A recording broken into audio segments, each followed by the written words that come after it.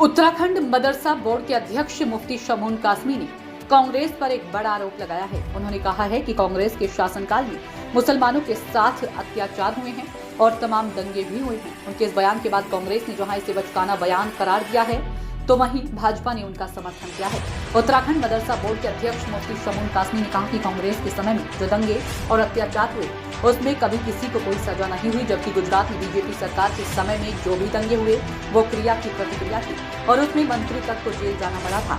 इस मामले को लेकर भाजपा विधायक विनोद चमोली ने कहा कि मदरसा बोर्ड के अध्यक्ष ने जो कहा है वह काफी सही बात है। वहीं दूसरी ओर कांग्रेस के वरिष्ठ नेता पूर्व कैबिनेट मंत्री हीरा सिंह बिष्ट ने इससे बचकाना बयान देते हुए कहा कि बीजेपी को ऐसे पदों पर किसी पढ़े लिखे व्यक्ति को बिठाना चाहिए, न कि भड़काने वाले व्यक्ति को यह जिम्मेदारी दी जाए। उन्होंने यहाँ तक कहा कि कांग्रेस पर हमेशा अल्पसंख्यकों के हितों की रक्षा करने, अल्पसंख्यक का साथ देने का आरोप भाजपा लगाती रही है। जमाने के अंदर मैं जो आपसे ये कह रहा हूँ कि जितने शहर नहीं है उतने दंगे हुए हैं, ये तो रिकॉर्ड पे है और किसी को सजा नहीं मिली। सबसे बड़ी बात यह है कि उन दंगों में जिन लोगों की हत्याएं हुई हैं, उन हत्यारों को कभी भी, अभी मल्याने का तो अभी आपके सामने ही है, और किसी एक भी कोई एक जेल में नहीं गया, एक कोई जेल में नहीं गया।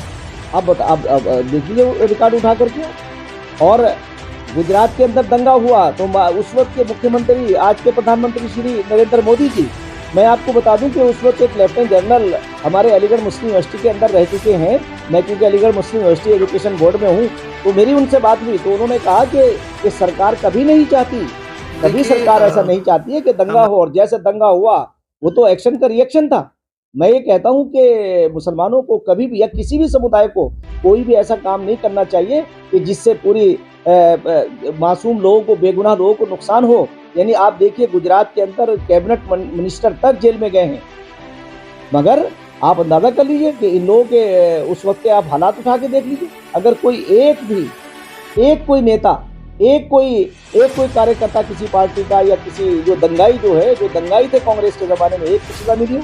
भागलपुर के अंदर तो ये काम किया था कि वहाँ इन्होंने लाशों को खेत में दफना करके उनके ऊपर गोभियां उगाई थी। ये कांग्रेस का कार्यकाल था।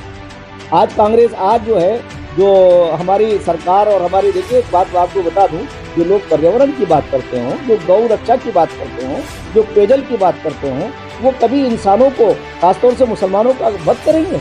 ऐसा नहीं हो सकता है। देखिए कांग्रेस की सरकार 1947 से अभी तक जो भी कांग्रेस की सरकार रही है देश में, मुस्लिमों का कत्लेआम।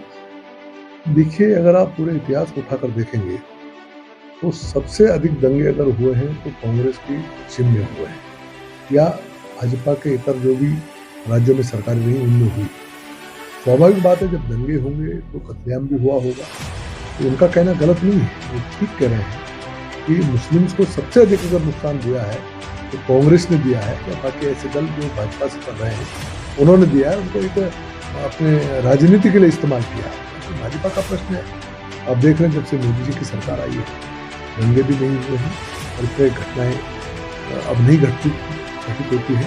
साथ में जो भी हमारी कल्याणकारी योजनाएं चल रही है उसका लाभ सभी वर्गों को मिल रहा है। उसमें कोई जाति के आधार पर कोई भेद नहीं है, धर्म के आधार पर कोई भेद नहीं है, क्षेत्र के आधार पर कोई भेद नहीं है, सभी को उसका समुचित लाभ मिल रहा है। तो स्वाभाविक तौर पर मुस्लिम भी उसका लाभ उठा रहे हैं। पूरे देश में जो इंफ्रास्ट्रक्चर खड़ा हो रहा है उसमें यदि आप देखेंगे तो उसका लाभ सभी लोग उस पर चल रहे हैं, सबको उसका लाभ मिल रहा है।